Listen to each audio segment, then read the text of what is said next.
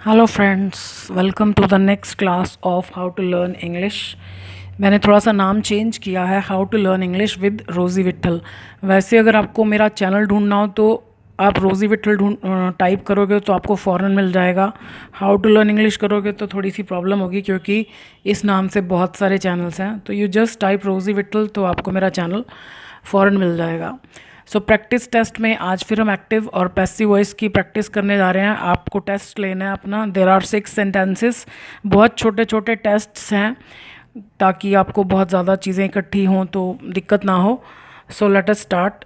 Sugar test sweet, चीनी स्वाद देती है मीठा, ये वर्ब है। द रोज़ स्मेल्स स्वीट, गुलाब जो है वह खुशबू देता है मीठी। दोज ऑरेंजेस टेस्टेड सावर, इसको सावर बोलते हैं। उन, पास्ट की बात हो रही है, जो हमने देखे थे, तो ज़्यादा चीज़ों के लिए दोज होता है। और प्रेजेंट में these, so those oranges tasted sour. They made him, उन्होंने बना दिया उसको द किंग, राजा। शी हैज़, ये इनको नहीं देखना आपको, ये आंसर्स में से मैंने कुछ यहाँ लिख दिया। शी हैज़ आस्क्ड मी, उसने पूछा है मुझसे मेरा नाम। विल दे रिटर्न अस, क्या वे लौटा देंगे हमको हमारी टिकट्स। इसके बाद क्वेश्चन मार्क आना चाहिए था।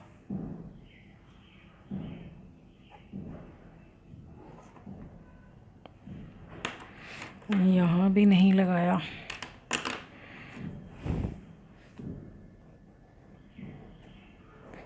ये पंक्चुएशन मार्क्स का भी ध्यान रखना चाहिए। क्वेश्चन वाले सेंटेंस में क्वेश्चन मार्क लगाना चाहिए। अक्सर क्लास में मैं देखती हूँ स्टूडेंट्स, सेंटेंस ख़त्म हो जाएगा, कोई फुल स्टॉप नहीं, कोई क्वेश्चन मार्क नहीं, कुछ नहीं, बस सेंटेंस लिखा और छोड़ दिया। एक तो इससे इंप्रेशन बैड पड़ता है, plus you will be losing marks. Paper में आपके मार्क्स जाएंगे अगर आप पंक्चुएशन मार्क्स नहीं लगाएंगे। सो आप आंसर करने के बाद वीडियो को दोबारा से ऑन कीजिएगा, तब तक मैं आंसर्स बताती हूँ और आप बाद में आंसर्स देख सकते हैं। जब भी हम किसी चीज़ के बारे में कहते हैं कि फ़लानी चीज़ ऐसा टेस्ट देती है, तो इसका पैसिव वॉइस थोड़ा अलग तरीके से बनता है। शुगर इज़ स्वीट, अब ये आपको अपने आप चेंज करना पड़ेगा कि चीनी मीठी होती है जब उसे टेस्ट किया जाता है, व्हेन इट इज़ टेस्टेड। तो ये पैसिव वॉइस बन गया बी प्लस थर्ड फॉर्म। मैंने आपको बताया था कि बी की फॉर्म के बिना और थर्ड फॉर्म के बिना पैसिव वॉइस नहीं बनता। So sugar is taste when it is tasted, जब इसे टेस्ट किया जाता है।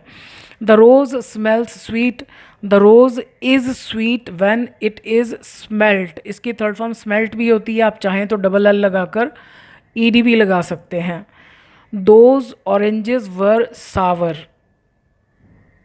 ये है ना, those oranges tasted sour. So those oranges were sour. अब हमने वर क्यों लगाया, क्योंकि ये पास्ट में है, ये प्रेजेंट में था, तो इसलिए हमने ईज़ैम आर लगाया। So those oranges tasted, sorry, those oranges were sour when they. अब यहाँ पर मैंने दे को अंडरलाइन इसलिए किया है ताकि मुझे याद रहे कि मुझे आपको कुछ समझाना है। नॉन लिविंग्स के लिए मैंने अक्सर स्टूडेंट्स को देखा है कि उनके दिमाग में है कि हमेशा इट लगाते हैं, चाहे वो एक हो या ज़्यादा हो। इट केवल एक चीज़ के लिए आता है, एनिमल्स और नॉन लिविंग्स के लिए हम इट यूज़ करते हैं, लेकिन ज़्यादा के लिए दे आता है। एक्चुअली हम दे लिविंग्स के लिए यूज़ करते हैं, मतलब ह्यूमन बींग्स के लिए यूज़ करते हैं, तो हमको लगता है कि ये सिर्फ इंसानों के लिए है। एनिमल्स और नॉन लिविंग्स के लिए हमेशा इट आता है, चाहे वो एक हो या ज़्यादा हो। ऐसा नहीं है, ज़्यादा के लिए दे आता है। अगर हम यहाँ इट लगाएंगे तो गलत हो जाएगा। So when they were tested, जब उनको टेस्ट किया गया, तो ये पैसिव वॉइस बन गया बी प्लस थर्ड फॉर्म। तो ये इस तरह के सेंटेंसेस का ध्यान रखिएगा कि कौन सी चीज़ कैसा टेस्ट देती है, कैसा स्मेल देती है, तो उनका पैसिव वॉइस बनाने का ये तरीका है। दे मेड हिम, उन्होंने बना दिया। अब एक्चुअली हमने ये सीखा है कि वर्ब के बाद जो क्या या किसको का जवाब है उसको हम सब्जेक्ट बना सकते हैं, लेकिन कुछ सेंटेंसेस में रिस्ट्रिक्शन होती है कि उसमें आप क्या वाले को सब्जेक्ट नहीं बना सकते, मीनिंग गलत हो जाएगा। अब मैं आपको दोनों करके बताती हूँ कि कैसे गलत हो जाएगा। वैसे तो if you want to play safe, कि आपसे कोई मिस्टेक ना हो, तो वर्ब के नज़दीक रहिए। मतलब वर्ब के बाद वाले, फ़ौरन बाद वाले को छोड़कर आगे जब भी जाएंगे तो गलतियां होने के चांसेस हैं। उन्होंने बना दिया किसको, उसको, आगे हमने जाना ही नहीं, तो हिम का क्या हो जाएगा, ही। उसके बाद हमको यहाँ पर बी की फॉर्म लगानी है। अब क्योंकि यहाँ कुछ भी नहीं है, तो जब कुछ भी नहीं है या तो इज़ एम आर आएगा या वाज वर आएगा। क्योंकि ये पास्ट फॉर्म है तो वॉज आएगा, ये सिंपल पास्ट टेंस है। पैसिव वॉइस को शुरू से समझना चाहते हैं तो पैसिव वॉइस की स्टार्टिंग की वीडियो देखिए, पहली वीडियो जिसमें यह बताया गया कि पैसिव वॉइस होता क्या है, फिर बाकी टेंसेस की देखिए, तभी आपको समझ में आएगा। जिनको आता है उनको ये आंसर समझ में आ जाएगा। सो ही वॉज मेड, उसको, पैसिव वॉइस में सब्जेक्ट को कुछ किया जाता है। ही वॉज मेड, उसको बना दिया गया। क्या बना दिया गया? द किंग बाय, दे का क्या हो जाएगा? दैम। अब चलो मान लिया हम हिम को छोड़कर द किंग से शुरू करते हैं तो क्या बनेगा? द किंग वॉज मेड, राजा को बनाया गया। राजा को क्या बनाया गया? राजा को हिम बना दिया गया। गलत हो जाएगा, ये बनेगा ही नहीं। रूल्स को ब्लाइंडली फॉलो नहीं करना चाहिए, मीनिंग को समझ कर करना चाहिए। हाँ ठीक है, आपको बता दिया कि जो क्या या किसको का आंसर है लेकिन जब हम आंसर लिखते हैं तो उसकी मीनिंग भी समझें। The king was made, passive voice में सब्जेक्ट के साथ को लग जाता है कि इसको कुछ किया गया, तो राजा को बनाया गया, राजा को हिम बना दिया गया, तो ये गलत है सेंटेंस। ये देखिए, शी हैज़ आस्क्ड मी, उसने पूछा है मुझसे मेरा नाम। अब इसमें हम दोनों तरीके से बना सकते हैं। किसी को आपने क्या कह के बुलाया, किसी को आपने क्या बनाया, उसमें ये बाद वाले को आप नहीं ले सकते, उसमें आपको पहले जिसको बुलाया, जिसको बनाया, उसी को लाना पड़ेगा। अब इसमें हम किसी को भी ला सकते हैं। अब हम इसको दोनों तरीके से करके देखते हैं। शी हैज़ आस्क्ड, उसने पूछा है किससे? मुझसे। अभी हम आगे जाते ही नहीं, तो मी जब स्टार्टिंग में आएगा तो आई, तो शी की जगह आई के साथ हैज़ नहीं हैव आता है, आई हैव। उसके बाद हमको बी की फॉर्म लगानी है क्योंकि बी की फॉर्म के बिना पैसिव वॉइस बनता ही नहीं। So I have been, third form asked, क्या, मुझको पूछा गया है। क्या पूछा गया है? माई नेम, बाय शी का क्या हो जाएगा? बाय हर। अब दूसरा तरीका कि हमने मी को छोड़ दिया, इसको पकड़ा, my name. So my name यहाँ पर आया तो नेम के साथ हैज़ ही आएगा, has been asked, my name has been asked. अब इसका क्या करेंगे? यहाँ पर आपको फ्रॉम प्रपोजिशन लगानी पड़ेगी, मुझसे पूछा गया है, फ्रॉम मी। अब ये प्रपोजिशन फिक्स नहीं है कि हमेशा फ्रॉम आएगा, वैसे ज़्यादातर तो टू ही आता है। अगर हम इस व्यक्ति को छोड़कर इस वस्तु को सब्जेक्ट बनाएंगे तो ज़्यादातर केसेस में इसके साथ टू प्रपोजिशन लगते हैं, लेकिन आज के साथ टू नहीं आएगा। फ्रॉम मी बाय हर। अब मैंने क्या देखा है कि इसमें स्टूडेंट इसको तो निकाल ही देते हैं सेंटेंस में से, या उनको समझ में ही नहीं आता कि इसका क्या करें, तो हम अपने लिए कन्फ्यूजन क्यों क्रिएट करें। हाँ ठीक है, हमको दोनों तरीके आने चाहिए, लेकिन कोशिश हमेशा यही करो कि किसको, मतलब जो वर्ब के फ़ौरन बाद आए, चाहे वो क्या का जवाब हो या किसको, उसको सब्जेक्ट बनाओ। हाँ एक बात और, अगर वो क्या या किसको का जवाब दोनों में से कोई भी नहीं है तो फिर उसका पैसिव वॉइस नहीं बनेगा। हर एक्टिव वॉइस का पैसिव वॉइस बने ये कोई ज़रूरी नहीं है। So my name has been asked from me by हर।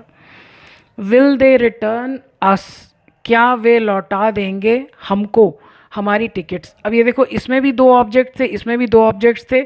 जब दो ऑब्जेक्ट होते हैं तो एक व्यक्ति होता है, एक वस्तु होता है। वस्तु को बोलते हैं डायरेक्ट ऑब्जेक्ट और व्यक्ति को बोलते हैं इनडायरेक्ट ऑब्जेक्ट। अब कैसे याद रहेगा? आई, इनडायरेक्ट में पहले आई आता है ना, तो आई मतलब मैं, तो मैं कौन हूँ? व्यक्ति। तो इनडायरेक्ट ऑब्जेक्ट का मतलब होता है व्यक्ति, एंड डायरेक्ट डी मतलब डेड थिंग्स। तो थिंग्स के लिए, थिंग्स को हम डायरेक्ट ऑब्जेक्ट बोलते हैं और पर्सन को इनडायरेक्ट ऑब्जेक्ट बोलते हैं। तो अब रिटर्न करेंगे किसको? हमें। तो हमने इसको ही पकड़ा, सब्जेक्ट बना दिया। विल जहाँ है वहीं रहेगा एज इट इज़, तो हमें इसके बारे में चिंता करने की ज़रूरत नहीं है। दे की जगह क्या आ जाएगा? वी, क्योंकि अस जब यहाँ आएगा तो वी हो जाएगा। अब हमें बी की फॉर्म लगानी है, नहीं समझ में आ रहा तो बाहर विल के साथ देखो क्या लगता है, विल बी, लेकिन वो लिखा कहाँ जाएगा? सब्जेक्ट के बाद। So will we be returned, क्या हमको वापस कर दिया जाएगा? क्या? Our tickets by them, by them नहीं लिखा, will we be returned our tickets by them आएगा यहाँ पर। ये यहाँ पर तो मैंने लिख दिया, यहाँ पर आप बाय देम लिखिएगा, आवर टिकट्स बाय देम। दूसरा तरीका कि हमने इसको छोड़कर इसको लिया, तो will our tickets be returned. अब इसके साथ आपको टू लगाना पड़ेगा, will our tickets be returned to us by them. अगर आपको लगता है कि आपको ये याद रहेगा कि हम इसको इसको मतलब छोड़कर इसको सब्जेक्ट बनाएंगे तो इसका क्या करना है, तो ठीक है, लेकिन मैं तो आपको यही सलाह दूंगी कि हाँ ठीक है, मेथड्स आपको दोनों आने चाहिए, लेकिन जब आप एग्ज़ाम्स दे रहे हैं तो आप जब तक आपको अगर कहा गया है कि यहाँ से शुरू करो तो एक अलग बात है, लेकिन अगर आपको सिर्फ ये कहा गया चेंज द वॉइस तो यहाँ से शुरू कीजिए, तो then there is no chance of committing any mistake if you know the rules properly. ठीक है, सो आज के लिए इतना ही। जल्दी से देखिए कितने मार्क्स आए हैं। आपके मार्क्स हर क्लास के साथ ज़्यादा होने चाहिए। अगर ज़्यादा हो रहे हैं तो मतलब आप ठीक से ध्यान से सुन रहे हो, समझ रहे हो, सीख रहे हो। और अगर बार बार गलत हो रहे हैं तो या तो आपको बेसिक्स क्लियर नहीं है, तो आप पहले एक्टिव पैसिव वॉइस की सारी वीडियोस देखिए। और अगर आपको बेसिक्स क्लियर है तो फिर यानी हम ध्यान से सुन नहीं रहे हैं, समझ नहीं रहे हैं। I wish you all the best. Thank you for watching this video.